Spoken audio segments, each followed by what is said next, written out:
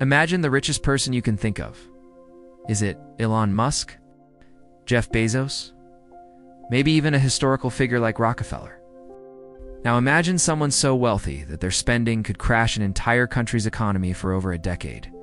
This isn't a hypothetical scenario. It's the story of Mansa Musa, the 14th century ruler of the Mali Empire. His fortune was so immense that it's almost impossible to accurately calculate, but we're going to try. Prepare to have your concept of wealth completely redefined. Long before the tech giants and industrial magnates of the modern era, there was an African emperor whose riches were described as being beyond comprehension. Mansa Musa ascended to the throne of the Mali Empire around 1312. His kingdom was a powerhouse, stretching across a vast portion of West Africa, encompassing modern-day countries like Mali, Senegal, Guinea, and Niger. The empire was strategically positioned, controlling critical trade routes that crisscrossed the Sahara Desert. The source of this unimaginable wealth was a natural resource that the world craved: gold. The Mali Empire sat on some of the purest and most abundant gold deposits ever known. At a time when gold was the ultimate measure of power and prosperity, it's estimated that during Mansa Musa's reign, the Mali Empire was responsible for almost half of the entire Old World's gold supply. These weren't just small nuggets. They were vast, untouched reserves, and they all belonged to him. Unlike modern billionaires, whose wealth is tied up in stocks and assets, Mansa Musa's fortune was tangible. It was mountains of pure, shimmering gold, a level of direct ownership that is simply unheard of today. So, how much was he actually worth? This is where things get tricky. Historians and economists have struggled to put a number on his fortune, primarily because it was so vast it broke every existing scale of wealth. Most estimates place his net worth in the realm of $400 billion to $500 billion in today's money. To put that into perspective, that's nearly double the wealth of today's richest individuals combined. But even this staggering figure might be an understatement. The value of his assets, primarily his control over the gold and salt trade, was so absolute that contemporary chroniclers simply gave up, describing it as incalculable. He wasn't just wealthy, he was wealth personified. His every move, his every decision, was backed by a river of gold that seemed to have no end. While his wealth was legendary within Africa, the world at large learned of Mansa Musa in the most spectacular way possible: his pilgrimage to Mecca in 1324. This journey, a requirement for devout Muslims, would become the most famous and extravagant procession in human history. This was no simple trip. It was a mobile city, a golden caravan stretching as far as the eye could see. Historical accounts describe a procession of 60,000 people. This massive entourage included soldiers for protection, royal officials, storytellers, and thousands of attendants and civilians. Each person was dressed in the finest Persian silks and brocades, a walking testament to the empire's prosperity. And then there was the gold.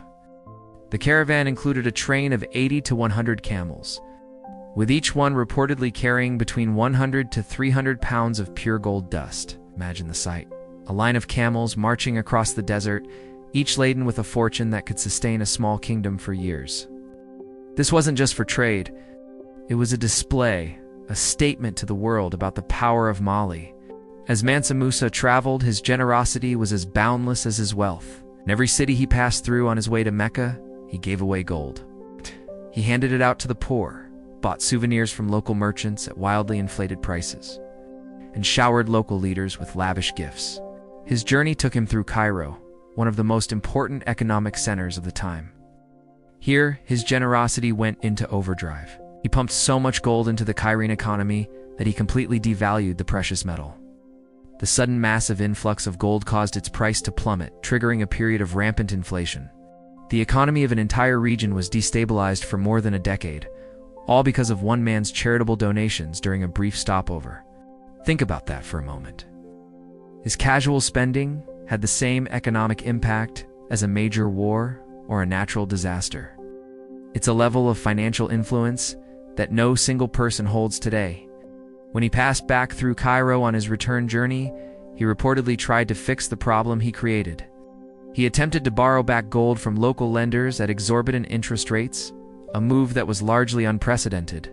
This act alone shows the sheer scale of his financial power. He could single-handedly crash an economy and then attempt to single-handedly repair it. Mansa Musa's pilgrimage put him and his empire on the map literally. European cartographers who had previously depicted Africa with vast empty spaces began to draw the Mali Empire. The famous Catalan Atlas, created in 1375, features a depiction of a West African king on a throne, holding a golden scepter and a massive gold nugget.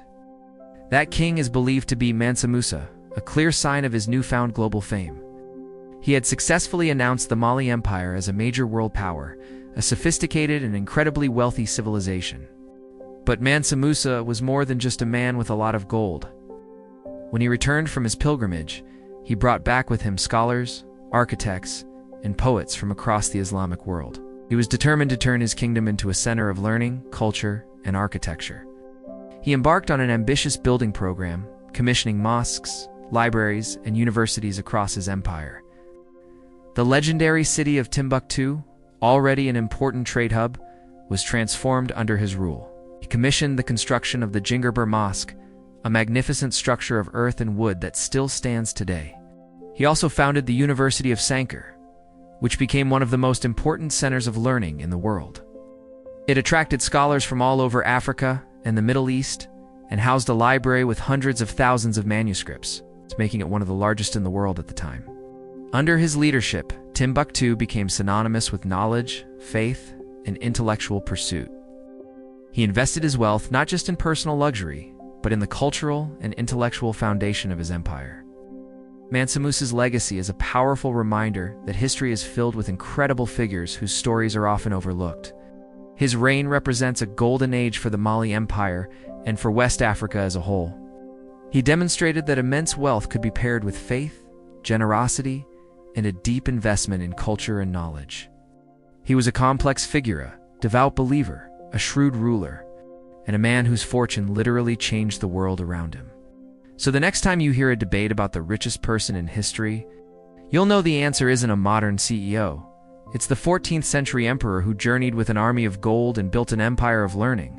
If you found this story as incredible as we did, make sure to follow Facts Repo for more deep dives into the most fascinating events and people from history.